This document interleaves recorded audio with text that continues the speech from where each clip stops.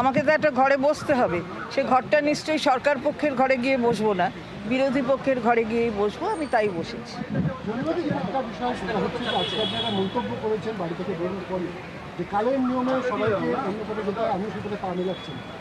আজকে কি আমরা ধরে নিতে পারি যে ঋতব্রত বন্দ্যোপাধ্যায় যে দৃষ্টিতে সেখানে আপনি দেখে চলে? না না, আমি কালের নিয়মে চলতে হয় সকলকে, অন্য পথে যেতে হয় সেটা বলিনি, কিন্তু কালের নিয়মে যেখানে নিয়ে যায় পথ সেখানে যেতে হয়। কালের যাত্রার ধ্বনি শুনিতে কি পাও, তারই রথ নিত্যই উধাও।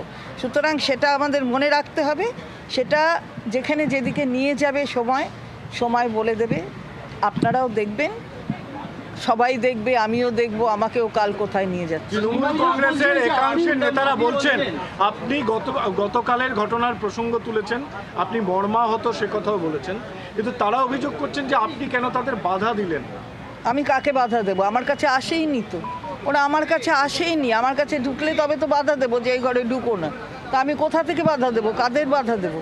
তাহলে যা আমি বলি, যা সিকিউরিটি রাখা, সেগুলো তো ওখানে রাখা থাকে, দলের পক্ষ থেকে রাখা থাকে। তাহলে তাদের বাধা দিলে তো তারাই দেবে।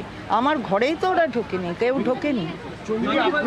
বলছেন যে আপনার যে মান অভিমান বা মমতা বন্দ্যোপাধ্যায়ের কথাই যে আপনার মনক্ষুণ্ণ হয়েছে, এই বিষয়গুলো আগে হতো না, কারণ আগে আপনার কাছে প্রচুর দপ্তর ছিল, আপনি বড় মন্ত্রিত্ব ছিলেন, সেই সময় ক্ষমতা ছিল, তখন আপনি এই আমি আবারও বলছি যে আমার নিশ্চয়ই লোকে দেখেছে যে আমার অনেক ক্ষমতা আছে, আমার অনেকগুলো দপ্তর, কিন্তু সেই দপ্তরে আমার নিজস্ব মতামত নিয়ে আমার দপ্তর কতটা চালাবার ক্ষমতা ছিল সেটা নিশ্চয়ই আমাদের শ্রদ্ধা মমতা ব্যানার্জি তিনি নিজেও জানেন, এবং এটা আমার বলার দরকার নেই। কুণালবাবু কী বলছেন সেটা নিয়ে আমার মতামত প্রকাশের কোনো জায়গা নেই।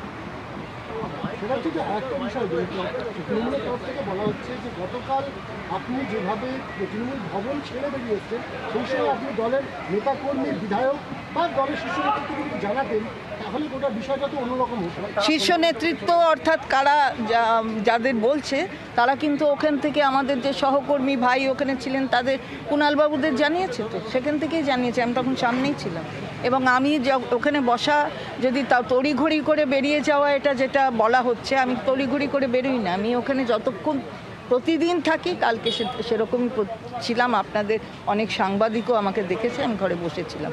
আমি ওরা এসেছে বলে পালিয়ে চলে গেছি, তাড়াতাড়ি চলে গেছি তা কিন্তু আপনি তার আগেই বেরিয়ে যান, আপনার নির্দিষ্ট সময় বেরিয়ে যান, তারপরে ওরা আসেন। আমি না, তারপরে এসেছে তা না, ওরা অন্য দিকে ছিল বোধহয়, আমার ঘরে আসেনি। আমি যে ঘরে, আমাদের অফিস ঘরটা, সেই ঘরে আসি। আপনি কি ঋতব্রত শিবিরে যোগদান করছেন? আমার কোনো, আবারও বলেছে, এক কথা দুবার বলতে হয় নাকি? তুমি বুঝতেই পারো, আমি তো বাংলাই বলছি, কোনো ফরাসি বলছি না। তাহলে যোগদানের প্রশ্ন নয়। আমি যদি এখানে আমার কোনো কাজ করতে আসি, আমি কোথায় বসবো?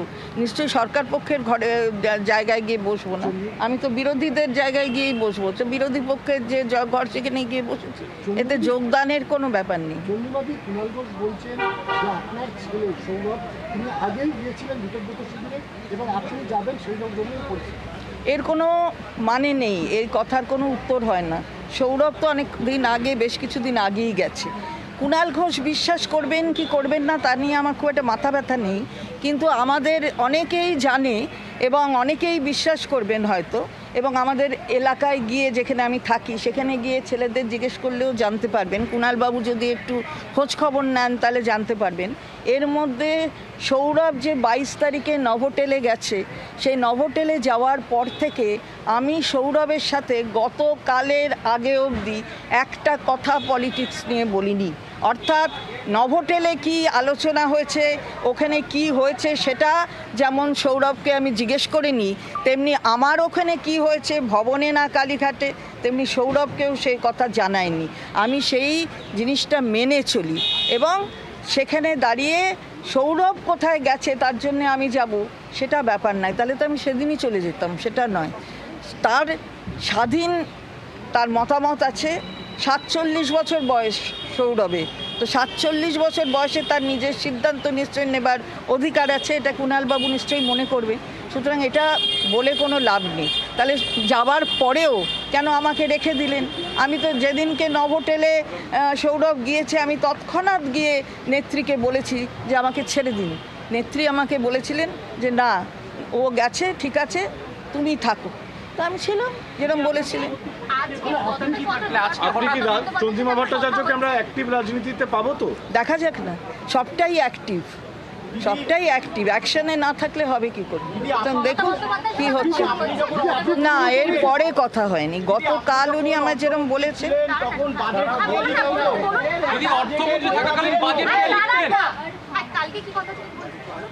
হ্যাঁ ওই যে গতকাল এই ঘটনাগুলোর পরে তিনি আমাকে ফোনে বলেছেন যে আমি হাতে তুলে দিলাম, মানে এই কিছু এমএলএরা যারা গেছিলেন তাদের হাতে আমি ভবনটা তুলে দিলাম। তো আমি ভবন তুলে দেবার কি?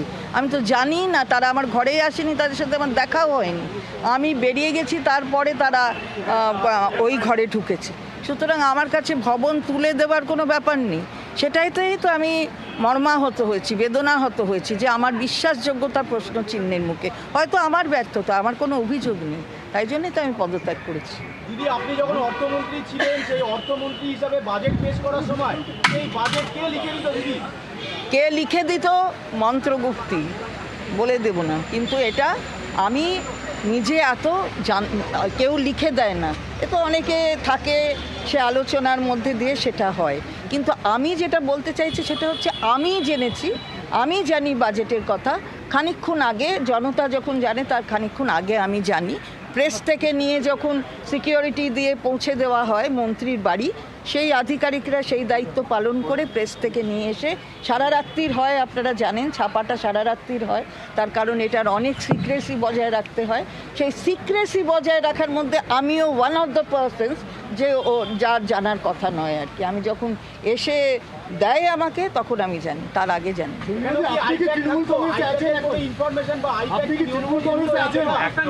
আমি আবারও বলছি যে কোথায় কি আছি কি না আছি, আমি যেখানে ছিলাম সেখান থেকে আমি পদত্যাগ করেছি, সেই পদ থেকে, এবং যাবতীয় পদ থেকে পদত্যাগ করেছি।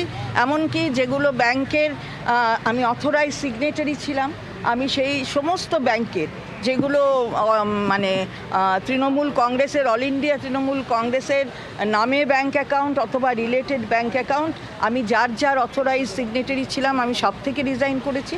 এবং ইসিআই এর কাছে আমি কন্ট্যাক্ট পারসন ছিলাম, আমাদের মাননীয় মুখ্যমন্ত্রীর পক্ষ থেকে দলের আমি কন্ট্যাক্ট পারসন ছিলাম, মাননীয় মুখ্যমন্ত্রী অর্থাৎ পূর্ব মুখ্যমন্ত্রী। তো সেই জায়গায় দাঁড়িয়ে ইসিআই এরও সেই জায়গা থেকে আমি নিজেকে উইথড্র করে নিয়েছি, সেটা আমি ইসিআই এর কাছে যথাসময় জানিয়েও দেব। আবার দলের সদস্যপদ গ্রহণ আর ছাড়ার ব্যাপার কোনো নেই, আমি স্টেটের পদ ছেড়েছি, এটাই ব্যাপার। এবারে দলের কি পদ রইল না পদ রইল, দলে রইলাম কি রইলাম না, আগে সময় যাবে, আমি তো বলেছি দেখে নেবে। তখন তৃণমূল কংগ্রেসের বর্তমান যে অবস্থা, কালীঘাট তৃণমূলের সেক্ষেত্রে মমতা বন্দ্যোপাধ্যায় কি কোনো দোষ ছিল, যে কারণে আপনারা সকলে? না না, আমি কারুর দোষ দেখি না, আমি এত বড় লিডার নই যে আমি মমতা বন্দ্যোপাধ্যায়ের দোষ করব দেখব। উনি আমায় বলেছেন, আমার দুঃখ লেগেছে যে আমার বিশ্বাসযোগ্যতা, আপনারা জানেন এখানে যে আমার আনুগত্য কি, আমার বিশ্বাসযোগ্যতা কি, এমন কি আপনাদের সাথে আমি রূঢ় ব্যবহার করেছি, আমি স্বীকার করছি যে আমি বলবো না মন্ত্রগুপ্তি আছে অথবা মমতা বন্দ্যোপাধ্যায়ের নির্দেশ ছাড়া বলবো না, এটা আপনারাও সবাই জানেন। আমি রূঢ় ব্যবহার করেছি, আপনাদের কাছে আমি ক্ষমা প্রার্থী তার জন্য। আপনাদের প্রশ্নের জবাব দিইনি, আমি যখন তখন আপনাদের প্রশ্নের জবাব দিতাম না। তো সেইখানে দাঁড়িয়ে আমার দুঃখ লেগেছে, হয়তো ব্যর্থতাটা আমারই হয়তো।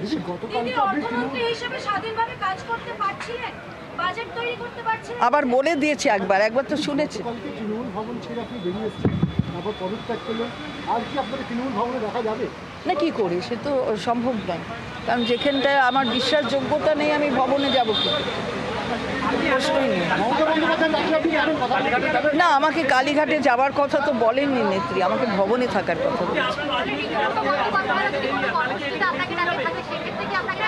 কখন থাকবে, যখন যাব, এরম হাইপোথেটিক্যাল প্রশ্নের জবাব দেওয়া যায় না, তাহলে উত্তরগুলো হাইপোথেটিক্যাল হয়ে যাবে।